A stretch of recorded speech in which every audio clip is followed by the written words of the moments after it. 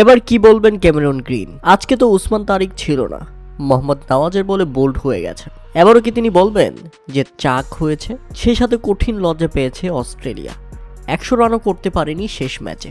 পাকিস্তানের বিপক্ষে হোয়াইট ওয়াশের লজ্জা পেল, যা একেবারেই দুঃখজনক ব্যাপার। হ্যাঁ, অস্ট্রেলিয়াকে রেকর্ড ব্যবধানে হারিয়ে হোয়াইট ওয়াশ করল পাকিস্তান। টি-20তে এ নিয়ে স্রেফ দ্বিতীয়বার 100 বা তারও বেশি রানে হেরে একেবারে তিতো স্বাদ পেল অস্ট্রেলিয়া। তাই তো 3 ম্যাচের টি-20 সিরিজে 3-0 ব্যবধানে অস্ট্রেলিয়াকে হোয়াইট ওয়াশ করল পাকিস্তান। এদিন শুরুতে ব্যাটিং করতে নেমে 207 রানের বিশাল লক্ষ্য পায় পাকিস্তান। এদিন দলের হয়ে খেলতে নেমে 50 দেখা পেয়েছেন অভিজ্ঞ ব্যাটার বাবর আজম।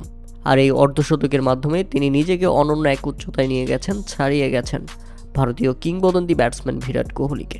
ব্যাট হাতে খেলতে নেমে 36 বলে 50 রানের অপ্রতিরোধ্য ইনিংস খেলেন বাবর আজম।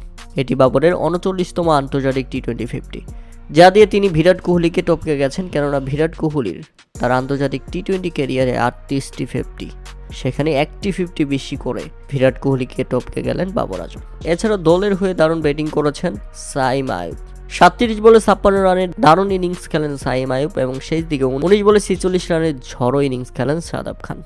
আর জবাবে ব্যাটিং করতে নেমে শুরু থেকেই ব্যর্থ অস্ট্রেলিয়া এবং শেষ পর্যন্ত 96 রানের মধ্যেই অল আউট হয়ে যায় তারা।